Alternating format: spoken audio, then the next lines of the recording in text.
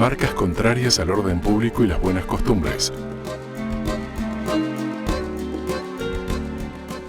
Octavio Guerrero, gerente de propiedad intelectual en Grupo AIEN, México. Alejandro Fernández, socio en Ackerman LLP, Estados Unidos. Desiree Russo, Trademark Counsel en Puma SE, Alemania. Moderador, Hernán Ríos, socio en Marks & Clerk, LLP, Reino Unido.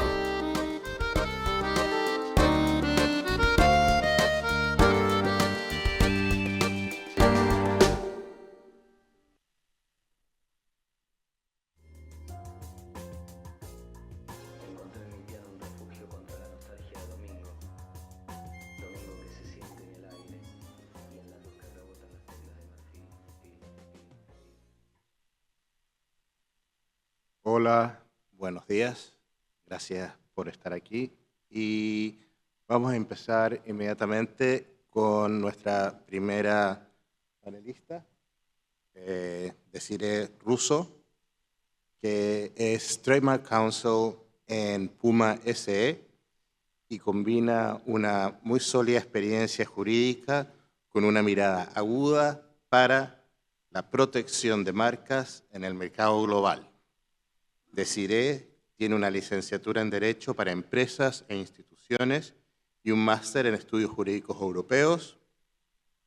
Inició su carrera en 2 reconocidos despachos de propiedad intelectual en Turín, antes de obtener una plaza en el prestigioso programa Magister Lucentinus en Alicante, del cual yo también participé y algunos compañeros y colegas aquí presentes. Especializado este magíster en propiedad intelectual. Su paso por la EUIPO, la primera sala de recursos dentro del Pan-European Seal Program, perfeccionó sus habilidades en derecho marcario y europeo y estrategia internacional de PI. Hoy protege una de las marcas deportivas más icónicas, más famosas del mundo, asegurando que sus signos distintivos se mantengan tan audaces y protegidos como los atletas que los representan. Por favor, Desiree. Gracias.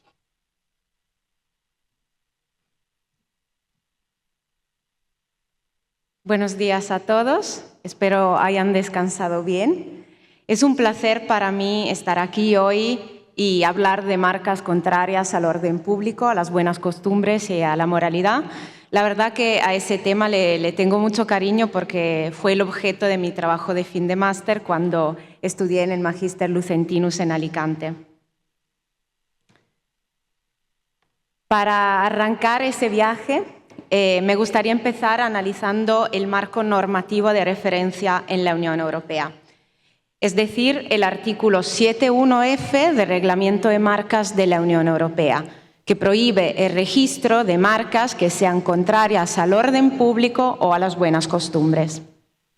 Ese artículo es el reflejo del artículo 6 quinques, sección B, inciso 3 del Convenio de París, que contempla la denegación de marcas contrarias a la moral y al orden público. Pero ¿cómo podríamos definir las nociones de buenas costumbres, moral, orden público? Lamentablemente yo hoy no os puedo dar una respuesta unívoca, simplemente porque no existe. Esas nociones fluyen, varían, evolucionan a lo largo del tiempo y del espacio y muchas veces se confunden, se solapan.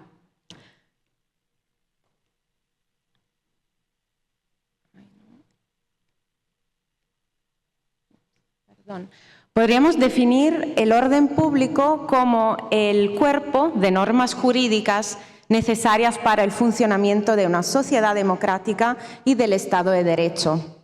Orden público se refiere a la legislación de los Estados miembros y a la legislación de la Unión Europea, como por ejemplo los tratados. Orden público abarca principios universales como la solidaridad, la igualdad, la libertad, la democracia y el Estado de Derecho. Y las buenas costumbres. Metafóricamente podríamos definir las buenas costumbres como ese manual invisible que todo el mundo conoce pero nadie ha leído. ¿Qué son las buenas costumbres? Son las normas de conducta aceptadas por la sociedad en un momento dado. Por supuesto, esa noción conlleva sentimientos subjetivos, pero que el examinador siempre debe de evaluar de la manera más objetiva posible. Y finalmente, la moralidad. La moralidad abarca todos los valores sociales, culturales, filosóficos, religiosos, en este caso de la Unión Europea, y principios como, por ejemplo, la honestidad, la integridad, la justicia, el respeto, la empatía. Permíteme decir que esos conceptos que hemos visto no tienen nada que ver con el mal gusto. Un signo puede ser de mal gusto cuando sea, por ejemplo, zafio, tosco o grosero, pero no necesariamente ofensivo. Es muy importante para entender esos conceptos claves analizar siempre el público de referencia, que puede ser no solo el público destinatario de los productos y servicios amparados por la solicitud, sino también el público que en el mercado, en la vida diaria, puede enfrentarse a esos signos. Además, el consumidor medio es siempre esa persona razonable con unos umbrales medios de sensibilidad y tolerancia. Eso quiere decir que no tenemos que evaluar ni la perspectiva de una pequeña minoría excesivamente puritana, ni la perspectiva del otro lado del espectro que considera aceptables obscenidades manifiestas, por ejemplo. Bueno, entrando en el vivo de la jurisprudencia relevante, me gustaría empezar hablando de un caso que ha revolucionado el panorama marcario europeo y la consideración del artículo 7.1f. Este caso hasta ha revolucionado mi trabajo de fin de máster porque la sentencia fue emitida por el Tribunal de Justicia el 27 de febrero de 2020, cuando yo estaba escribiendo mi tesis.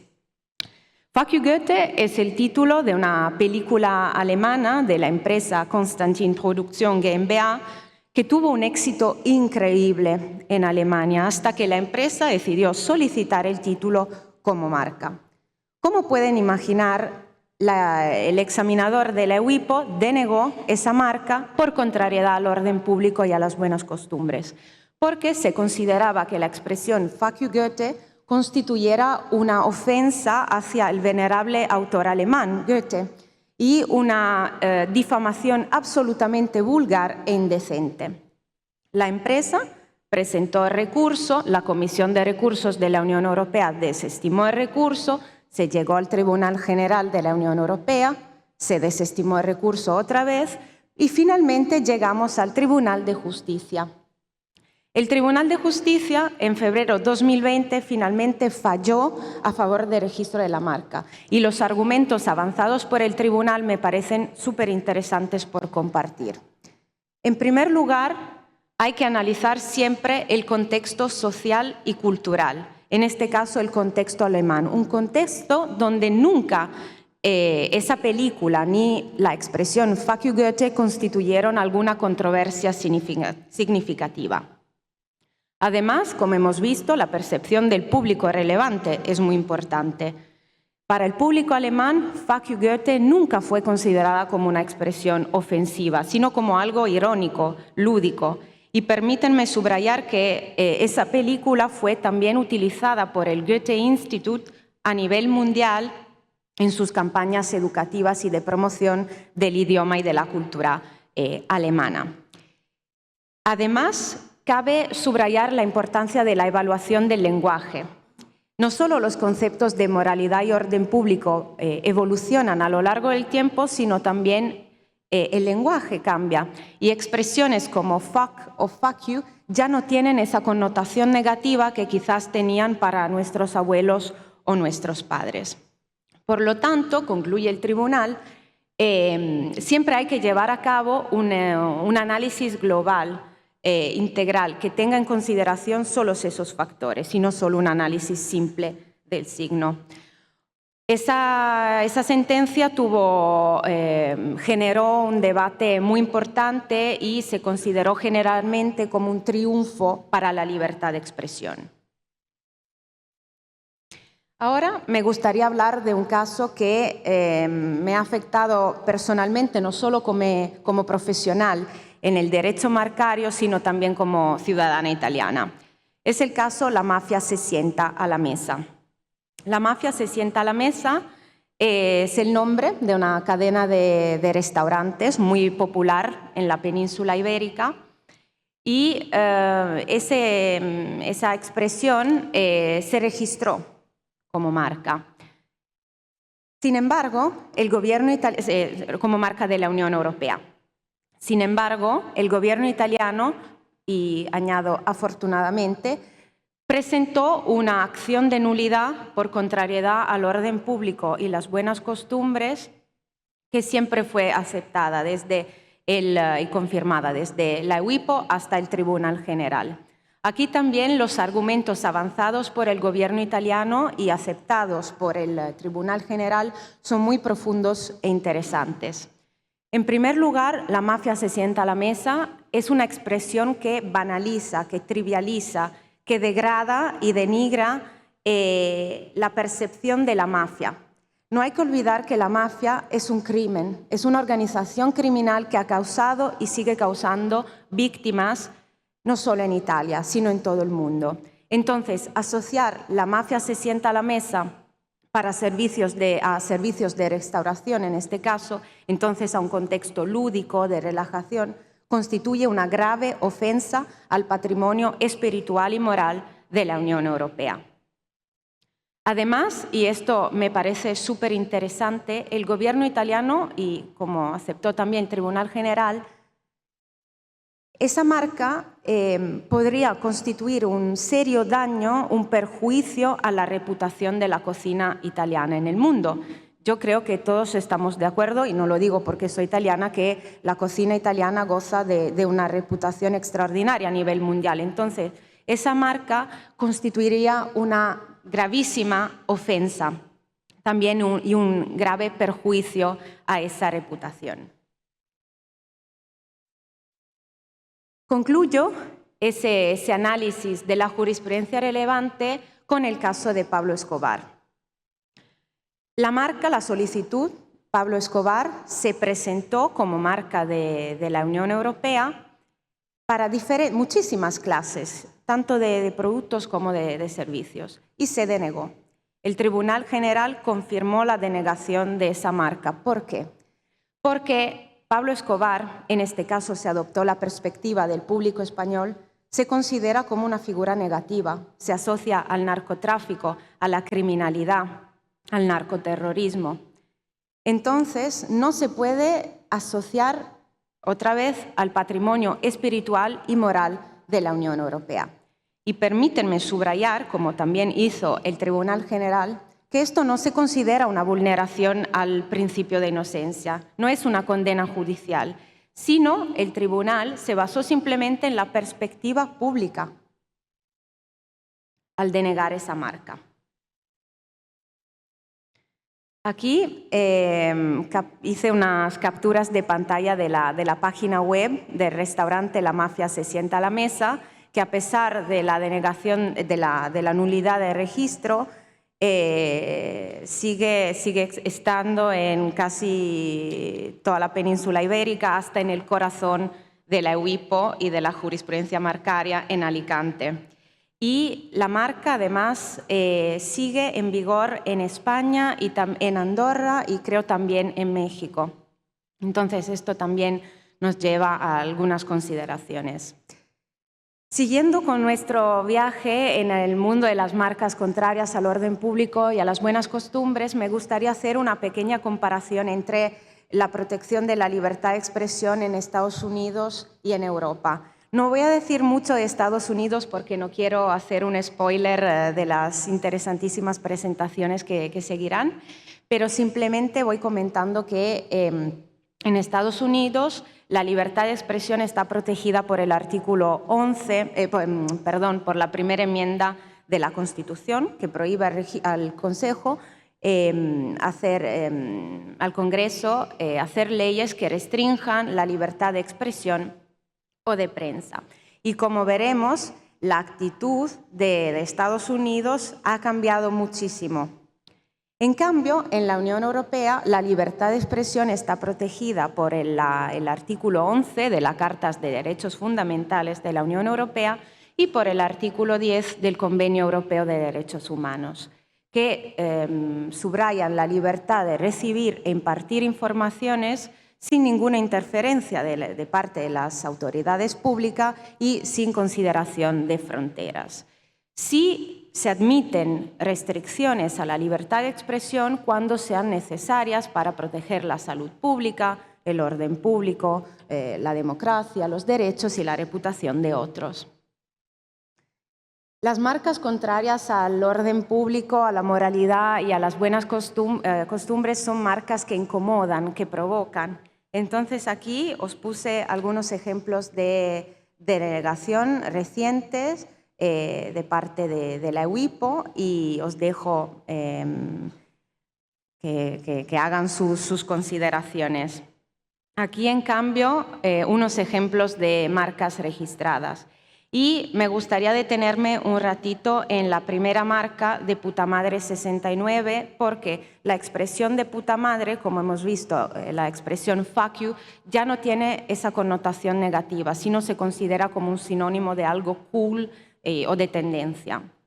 También se aceptaron marcas como Air Curve o Contrabando y también Mafia Clowns, eso me sorprendió bastante, que nadie por lo menos presentara una acción de nulidad al gobierno italiano, y marcas como Sky COVID-19. Y hablando de COVID, me gustaría introducir un tema para concluir un poco esa presentación sobre las marcas de tragedia y el fenómeno trademarking the tragedy, es decir, la práctica de solicitar marcas relacionadas a eventos trágicos, acontecimientos negativos, simplemente para aprovechar el impacto emocional y la atención pública de estos sucesos trágicos. Por supuesto, esto nos lleva a consideraciones éticas y de carácter moral, porque esas solicitudes muchas veces diluyen y degradan el impacto trágico de los eventos. Algunos ejemplos de marcas que han sido denegadas en este ámbito fueron, por ejemplo, White Lives Matter, Not in My Name, Zelensky, Covidiot o MH17, MH370, que es el acrónimo de, lamentablemente, de los famosos vuelos de Malaysian Airlines que desaparecieron. Entonces, ¿cómo podemos concluir esas consideraciones y esta presentación? Yo creo que no podemos ofrecer una definición unívoca de los conceptos de moralidad, orden público y buenas costumbres. En este caso, tanto la EUIPO como los tribunales europeos, con su jurisprudencia y sus casos, están tratando de llevar a cabo una jurisprudencia que sea la más consistente y coherente posible. Y creo que tanto la oficina como los tribunales nos están dando pautas bien claras en este sentido. Por supuesto, siempre hay que llevar a cabo un análisis caso por caso. Y además, creo que en el ámbito de las marcas contrarias al orden público y a las buenas costumbres, las marcas no solo son signos distintivos, sino también mensajes que circulan en la sociedad. Por esto, cuando vulneran el orden público o las buenas costumbres, dejan de ser un derecho y se convierten en un riesgo colectivo. Yo creo que como profesionales en el derecho marcario tenemos esta responsabilidad muy alta de mantener altos los estándares de moralidad. Y denegar una marca por contrariedad al orden público o a las buenas costumbres no es censura. Simplemente es proteger la dignidad de la sociedad y garantizar que la creatividad empresarial sea siempre motor de progreso y no fuente de degradación. Gracias.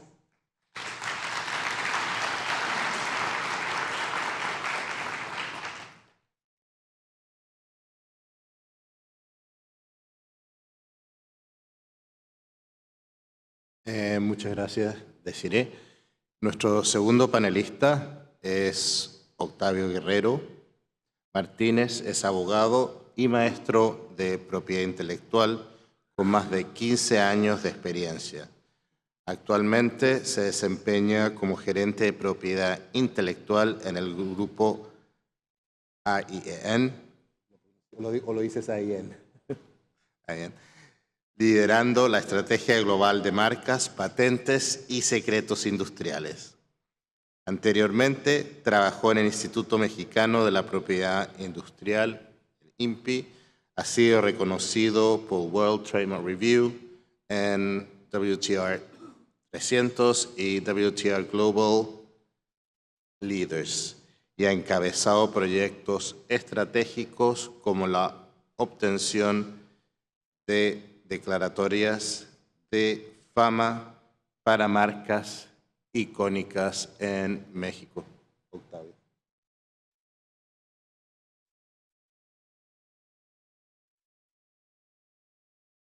Muchas gracias, Hernán. Muchísimas gracias a CIPI por esta invitación de un tema tan interesante y controversial respecto a el otorgamiento de marcas que pudieran considerarse como contrarias al orden público, a las buenas costumbres y dónde está el límite de la censura, que sí puedo registrar sin delimitar o sin censurar la libertad de expresión que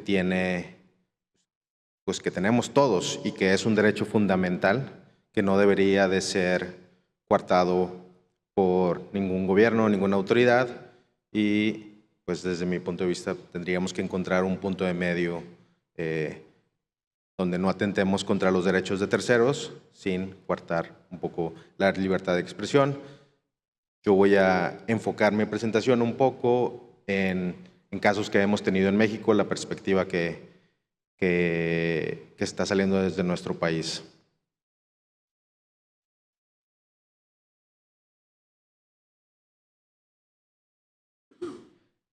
En México hubo una reciente modificación a la ley en la que teníamos un artículo que específicamente prohibía obtener un registro de una marca que atentara contra la moral y buenas costumbres.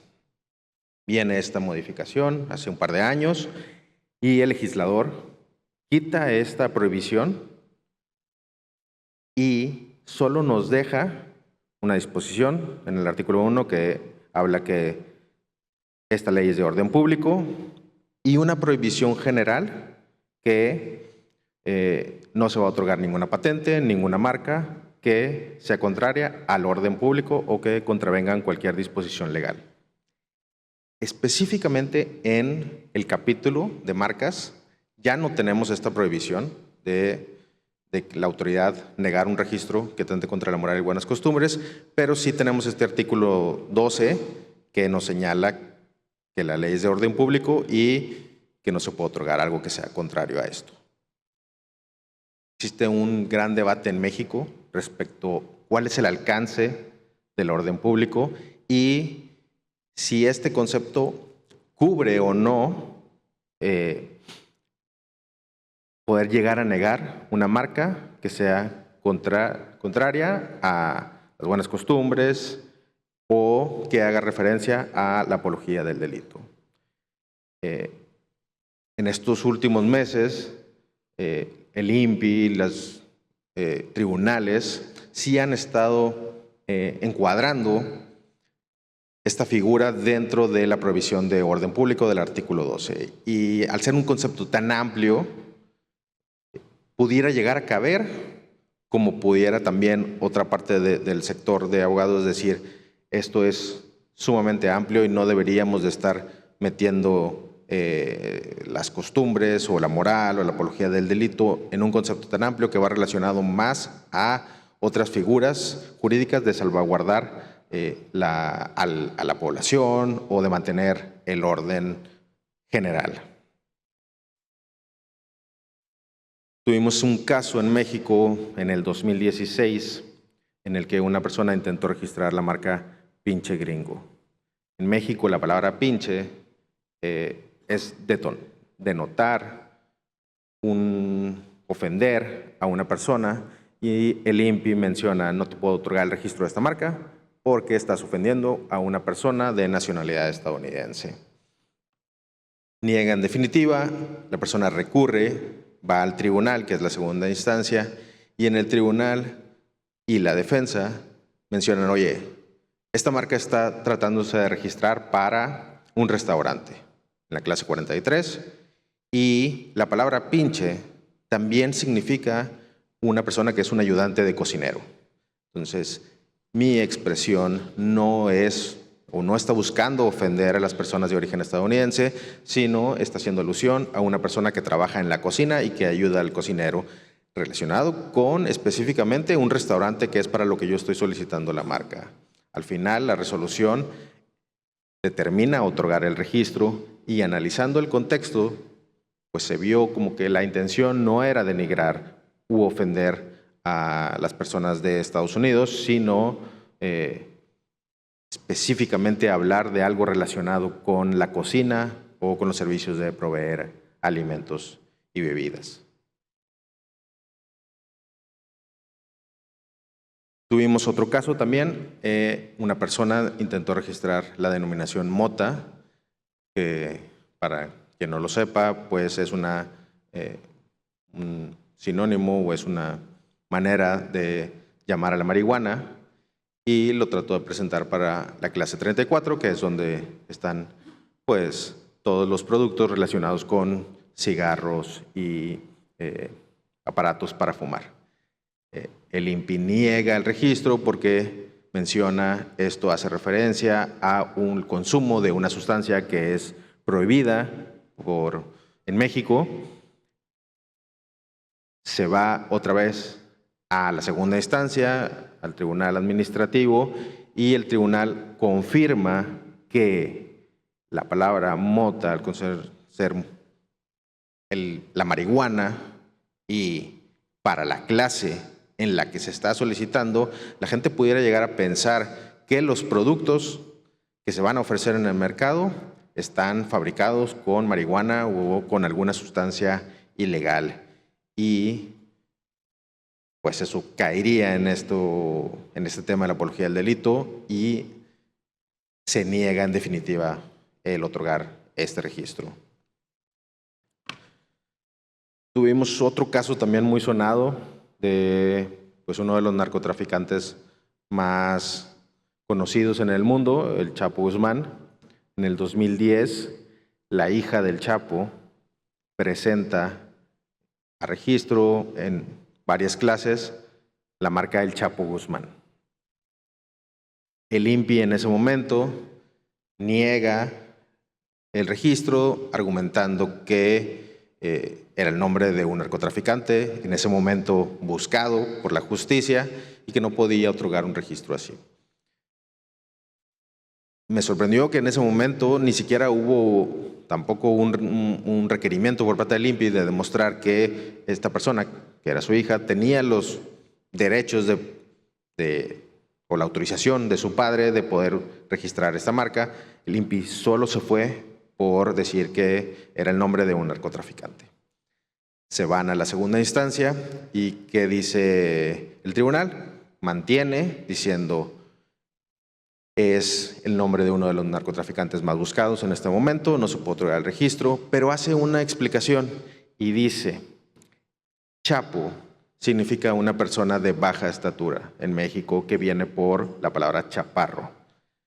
Entonces, el mismo INPI y el mismo tribunal abren la puerta para que años posteriores la hija del Chapo Guzmán vuelve a presentar una solicitud, pero solo para la marca Chapo.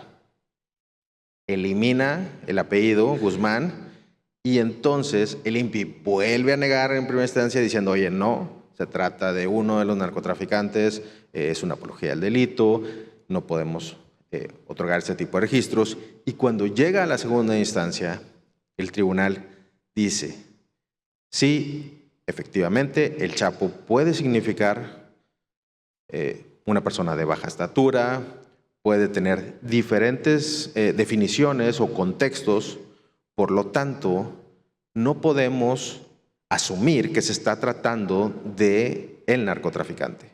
Entonces, el tribunal ordena al INPI la concesión de este registro. ¿Qué pasa después? La marca sí está en el mercado.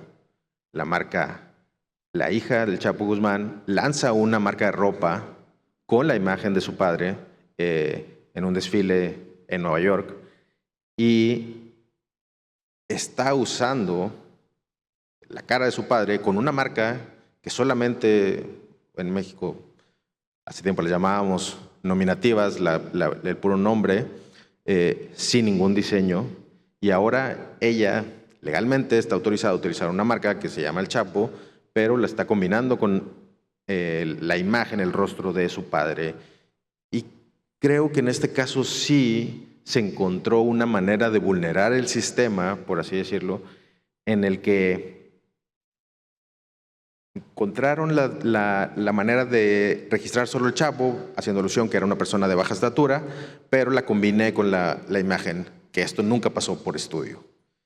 En el mercado, en el uso real, sí estamos, desde mi punto de vista, haciendo una apología del delito en el que estamos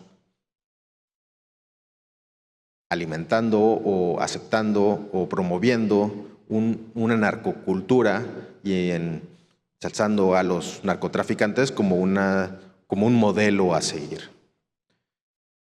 Creo que este es algo que debe de ser un tema sujeto a estudio importante y tal vez el INPI pudiera tener más facultades de hacer una investigación, por lo menos en línea, de ver qué es lo que está pasando y cómo se está usando la marca y qué es lo que hay para poder llegar a una determinación si otorga o no el registro de la marca. Claro que tenemos otras figuras en las que podemos llegar a pedir una nulidad de un registro, pero bueno, también tendríamos que tener un interés jurídico que si la propia ley me establece que tengo que tener un interés para poder llegar a nulificar una marca. Entonces, eso también complica un poco, el INPI lo puede hacer de oficio, pero pues también quisiera ver quién es el valiente que se atreve a tratar de nulificar la marca del Chapo Guzmán.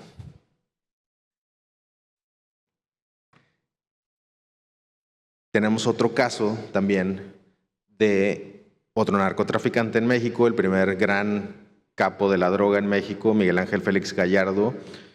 Por ahí, quien haya visto la serie de Narcos lo pudiera identificar.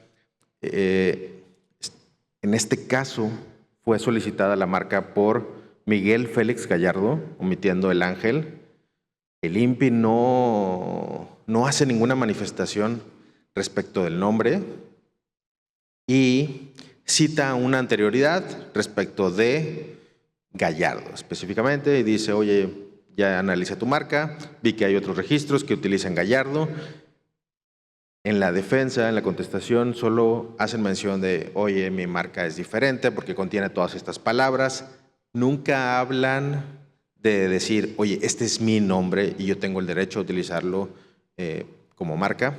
Nunca hacen esa mención en la defensa, solo dicen, mi marca es diferente a las que me está citando como anterioridad y el INPI la otorga.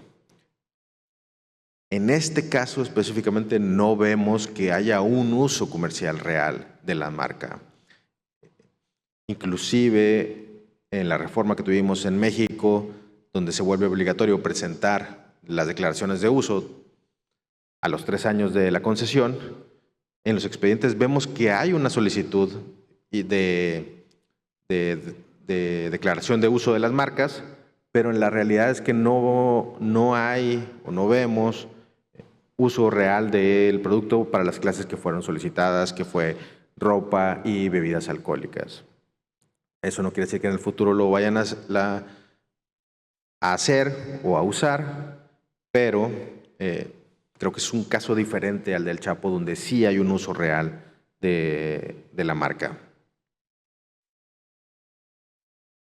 Y bueno, ya para concluir, desde mi punto de vista tenemos que encontrar un punto de equilibrio en hacer un análisis de fondo para las marcas y ver si hay realmente la marca que yo estoy pidiendo, como decía mi compañera Desiree, en este contexto moderno tal vez ya no son ofensivas y pudieran ser consideradas o susceptibles de registro, pero tal vez sí existe o no deberíamos de estar ensalzando una narcocultura en nuestro país. La autoridad de las oficinas de marcas es la encargada de ser la policía de la moral. No, definitivamente no. Esa es una tarea del gobierno en la que debe crear educación, escuela, otro tipo de figuras para que los niños no crezcan pensando que un narcotraficante es mi modelo a seguir, como en los casos de jugadores de fútbol como Lionel Messi o Cristiano Ronaldo, que los niños sí crecen con ese modelo. Nosotros no deberíamos de tolerar este tipo de cosas y sí deberíamos de ser enérgicos sin que caiga esto en la censura, analizando caso por caso, como pinche gringo, que la marca relacionada con los servicios o los productos me pueden dar un contexto más general, o el uso real de las marcas que estamos viendo en el mercado nos pueden dar un contexto más general para poder determinar si atenta o no contra la moral y buenas costumbres. Muchas gracias.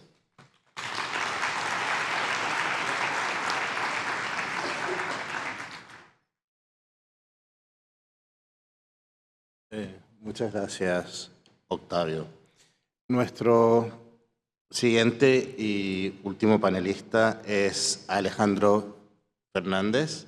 Él está certificado por el Colegio de Abogados de Florida como experto en Derecho de Propiedad Intelectual, una distinción que ha mantenido durante casi 20 años.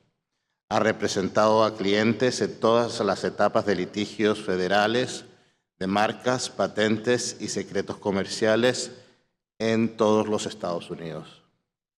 Alex también tiene amplia experiencia en el registro de marcas y patentes, así como en la debida diligencia corporativa relacionada con la propiedad intelectual.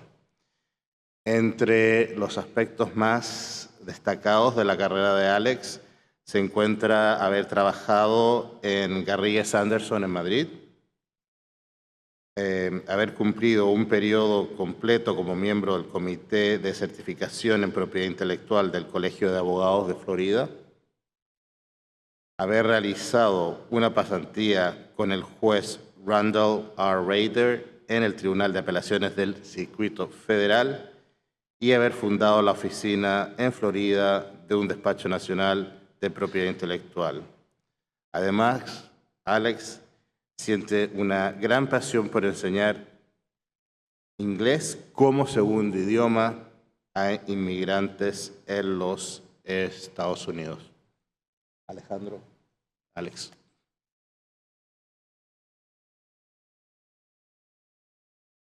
Buen día.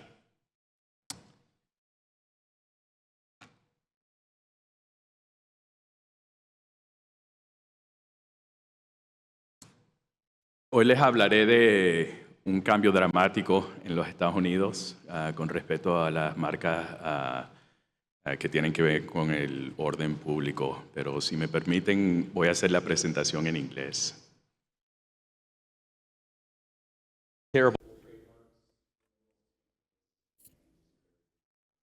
Marcas, bueno, el tema de lo que hace a marcas inmorales, escandalosas y despectivas son un cambio terrible en los Estados Unidos. Comienza con un marco estatutario y esto establece el marco para marcas restrictivas y la protección de esas marcas.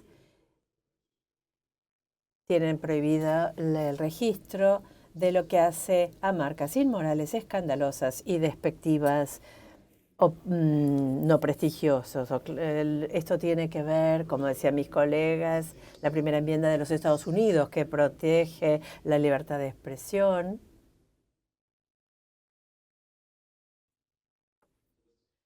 Bien, comencemos con el marco estatutario que restringe al menos 3 cosas. Un escándalo inmoral, todo lo que hace a inmoral, a marcas inmorales, escandalosas y despectivas. Cada una de ellos que se dio en la ley de 1946 por Harry Truman. Lo que hace al componente de inmoral y escandalosa se remonta a 1905, más de 115 años de lo que hace a este concepto en los Estados Unidos.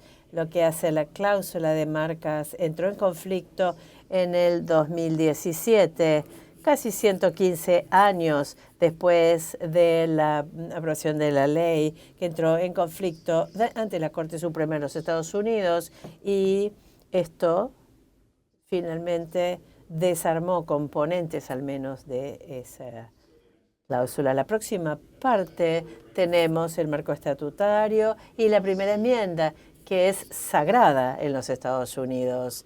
En la primera modificación establece que el Congreso no aprobará ninguna ley que haga un puente de la ley de libertad. El Congreso no hará ninguna ley respecto del establecimiento de la religión, ni prohíbe el libre ejercicio de la misma, ni coarta la libertad de prensa. Es la ley más importante de los Estados Unidos. Podemos ver cómo la libertad de expresión entró en conflicto de inmediato con lo que hace las restricciones estatutarias de esta ley. O de esta ley. La primera parte que entró en conflicto fue el concepto de la cláusula de no desprestigio. Esto llegó a la Corte Suprema en 2017. Involucró un grupo asiático llamado Slants. Slants es un término muy peyorativo, es una forma muy peyorativa de referirse a los asiáticos. Este grupo en particular eran asiáticos, así que ellos se apropiaron de lo que trataban de registrar. Era como una calumnia. Se rechazó el registro sobre la base de que la marca era desprestigiosa o despectiva, y esto terminó en la Corte Suprema. Así que la Corte Suprema se centró en lo que hace a la amplitud del concepto de la cláusula de no desprestigio. Esta cláusula de no desprestigio se preparó para proteger un interés específico. En este caso, el tribunal dijo no está hecha, es demasiado, no está personalizada, sino que es demasiado amplia para limitar la discriminación. Entonces, esta decisión de la Corte Suprema es muy interesante porque fue una decisión unánime. Cada uno de los miembros de la Corte Suprema acordaron que esta ley, por cierto, era no constitucional, inconstitucional, de 115 años. La razón por la cual esto es así era porque era demasiado amplia. La cláusula alcanza cualquier marca que desprestigie a cualquier persona, marca o institución. Aplica marcas como las siguientes: abajo los racistas, abajo los sexistas, abajo los homófobos. No es antidiscriminación, sino que es simplemente una cláusula que tiene que ver con una charla muy banal. Esto tiene que ver con apuntar al beneficio. Y esto tiene que ver con el desprestigio o algo despectivo hacia el ser humano. Simplemente es demasiado amplio. Esto básicamente ha destruido o eliminado los componentes inconstitucionales relacionados con lo despectivo y desprestigioso. El tema escandaloso y lo que hace a inmoral, abordado en un único caso, Coopers, que fue presentado Iancu versus Brunetti. En particular, lo que hace al principio pasado de la palabra FUTC, que esto llegó a la Corte Suprema después de haber sido rechazado el registro en la Oficina de Patentes y Marcas.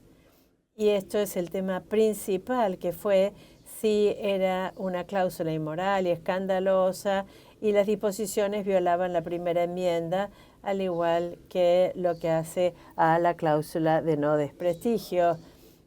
Esto, algo que no nos sorprende, dijo que sí, violó la Constitución. Y en esta opinión, que la persona fue una justicia conservadora, una jueza conservadora que fue abordada por George Kagan, uno de los jueces más liberales. Ella dijo: pongamos un par de términos que se superponen, lo inmoral y lo escandaloso, junto en la estatua, en su cara, distinguiendo entre dos ideas opuestas, los alineados a lo que hacen las normas morales convencionales y las que son más hostiles a ellos, y a los que provocan ofensa y condenación. La estatua favorece al anterior y desfavorece al último. Reglas del amor siempre van a ser buenas. Sigue el registro. Las reglas del odio y no las reglas del amor siempre van a ser crueles, no según la ley Lanham, inmoral y escandaloso. Esto subraya el componente escandaloso de la ley Landman. Esto elimina todo excepto las marcas que tienen que ver con lo despectivo. En este punto nadie ha cuestionado ese componente de lo que hace a la ley, a esta ley. ¿Dónde nos deja esto hoy en 2025? Brunetti ha luchado en los últimos 10 años y es interesante la aplicación original hoy ante la Oficina de Patentes y Marcas y Patentes el año pasado. Fue rechazado en base a una imposibilidad, requisito de imposibilidad de funcionar.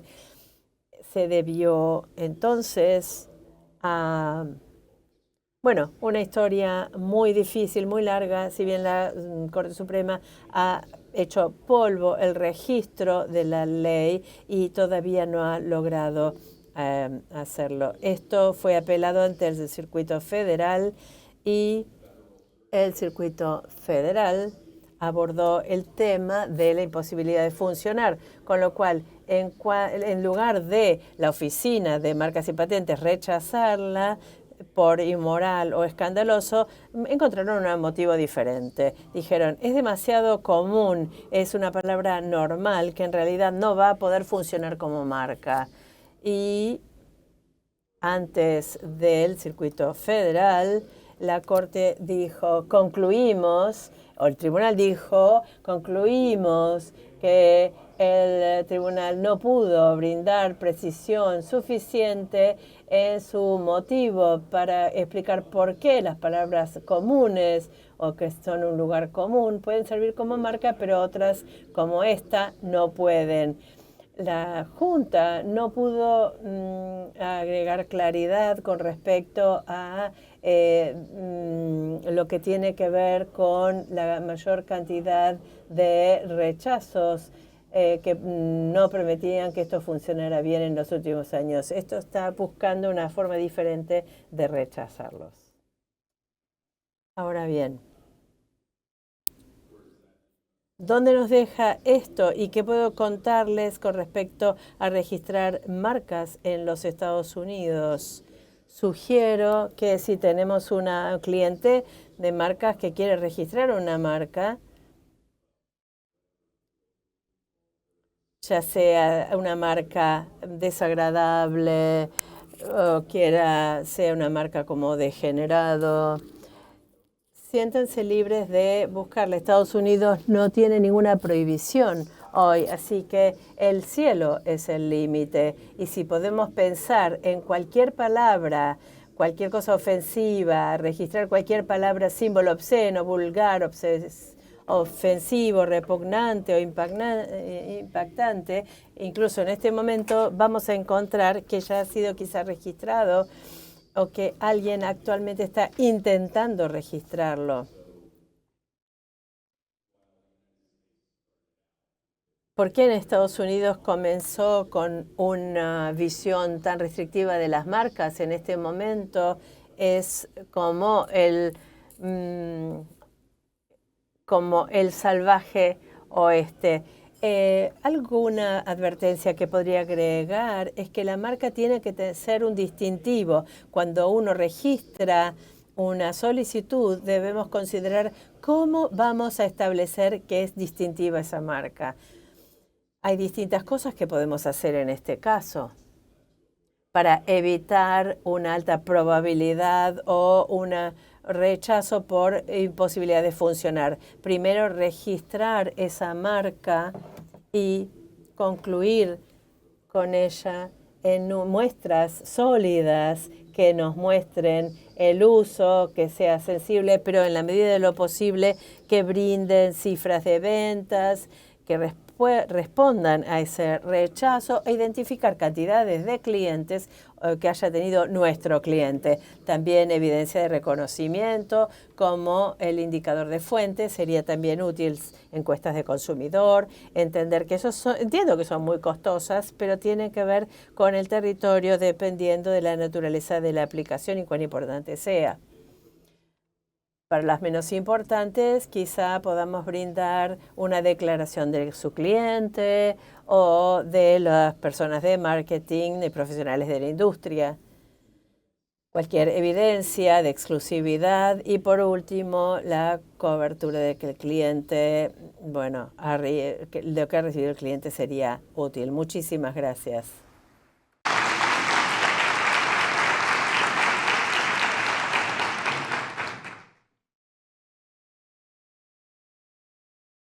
Les damos las gracias a los tres panelistas, Desiree, Octavio y Alex.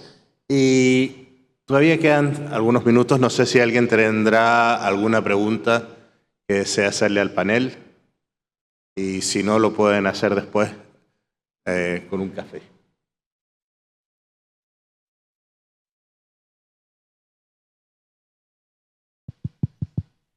Hola, buenos días. Soy Virginia Melgar, presidenta de la Quinta Sala de Recursos de la UIPO. Desiree nos conoce bien. Muchísimas gracias por las presentaciones. Quería agregar dos temas, dos comentarios sobre toda la presentación de Desiree. El planteamiento que hizo el Tribunal de Justicia en FAQ Goethe nos llevó a tener que decidir, después de ese caso, cómo íbamos a equilibrar la libertad de expresión, que no tenemos la jurisprudencia de los Estados Unidos, con el derecho de marcas. Entonces, hay dos casos post-FAQ Goethe. Uno es Covidiot, que Desiree mencionó, y luego tenemos una sentencia Maricón Perdido, para una marca también de comedia. Las dos fueron adoptadas por la Gran Sala de Recursos, es decir, que son vinculantes para la primera instancia. Sobre todo en Covidiot intentamos definir cómo equilibrar la libertad de expresión con el derecho exclusivo a una marca. Y tenemos referencia a las dos sentencias del Tribunal Supremo Americano. Entonces, dentro de la práctica de la oficina, hemos hecho una reunión con todas las oficinas nacionales de marcas de la Unión Europea y nos hemos puesto de acuerdo en cómo vamos a aplicar los conceptos de orden público y atentado a la moral. Se llama Práctica Común CP en inglés 14 y da unas pautas de cómo vamos a tratar, por ejemplo, los nombres de marcas referentes a la marihuana, que tenemos un montón, y no tenemos mota, seguro que va a llegar ahí un día, pero tenemos, digamos, un frente común dentro de todas las oficinas nacionales y de la UIPO de cómo vamos a seguir aplicando estos conceptos. Soy la autora de Pablo Escobar, de la sentencia, creo que en México podrían copiar los criterios que decidimos en Pablo Escobar. Muchas gracias. Muchas gracias.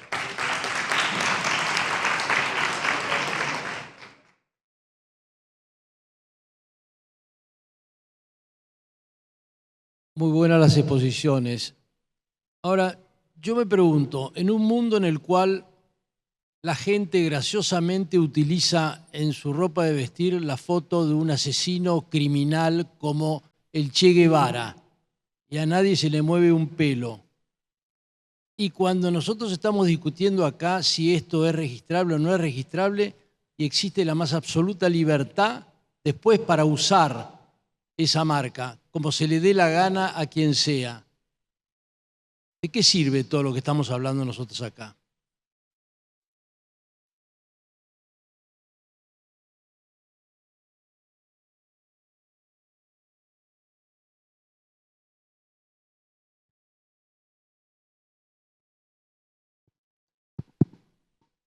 Bueno, sí, yo coincido. Hay una diferencia clara entre el solicitar el registro de una marca o lo que una persona pudiera llegar a usar en una playera en la que no hay ningún registro, no hay ninguna titularidad. Creo que eso ya es un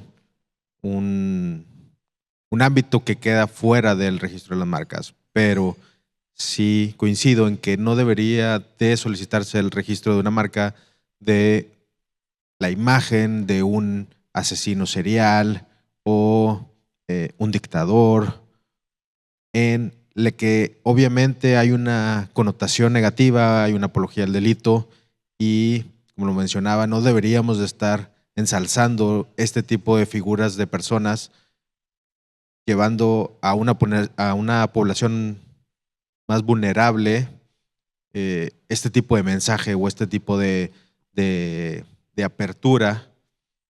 No creo que esto, el negar el registro de una marca de un narcotraficante o de un asesino, sea coartar la libertad de expresión.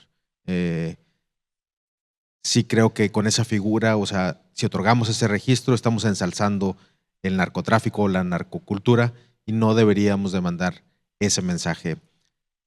No porque el gobierno esté fallando en otras actividades o en su trabajo, nosotros deberíamos también dejar pasar por alto. Creo que si cada persona pone su granito de arena y cada persona trata de hacer lo que es correcto o para la sociedad en general, es beneficioso para todos, sino decir, esto no es mi responsabilidad, es responsabilidad del gobierno, esto no es un tema mío, esto es un problema de otra persona. Creo que sí hay que tomar una parte propia en este asunto de este tipo de marcas y negar, y no necesariamente esto significa que estamos coartando la libertad de expresión de las personas.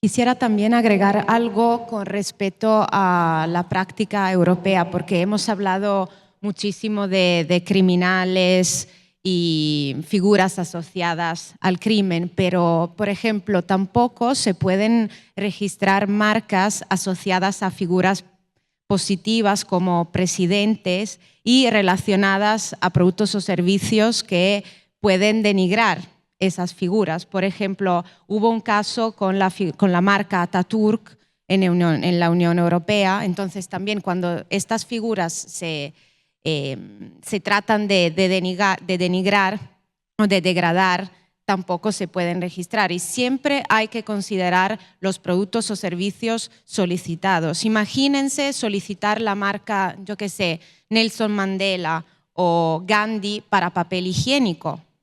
Esto sería una degradación del valor, de la importancia de la figura a nivel mundial, no solo en la Unión Europea. Sin embargo, si se tratara de solicitar esas marcas para servicios educativos o museos, sí se podrían solicitar. Entonces, siempre hay que llevar a cabo un análisis caso por caso y no solo enfocarse en los crímenes cometidos, sino también en la posible degradación de la figura.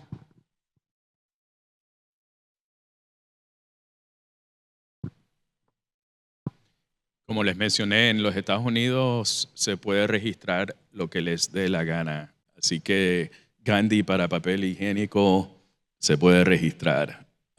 No puede ser una persona viva, pero no me parece bien, pero así está la situación.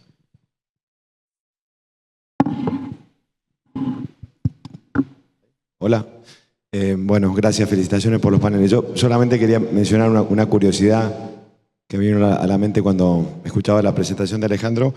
Hace unas semanas me tocó estar en el Congreso de FICPI en Nápoles y el Congreso abrió con Simon Tan, el plaintiff del caso de Stantz que mencionaba Alejandro, y que contó toda su historia de todos los años que estuvo luchando por registrar su marca, combinada también con una performance musical en el que de alguna manera había preparado canciones que de alguna manera contaban la historia y en forma muy, muy simpática y totalmente artística.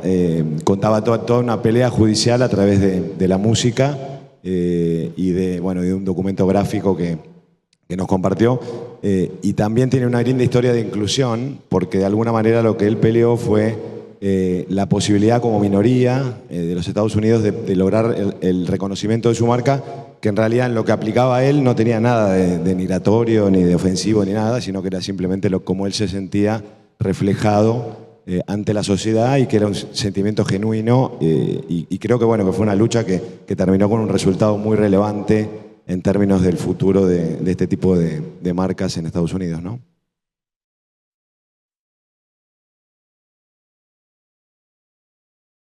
Comentario. No sé si quedan más preguntas y como dije anteriormente, si no la hay, pueden conversar con los panelistas más tarde. A todos muchas gracias por participar y gracias nuevamente a Desiree, a Octavio y a Alejandro. Gracias.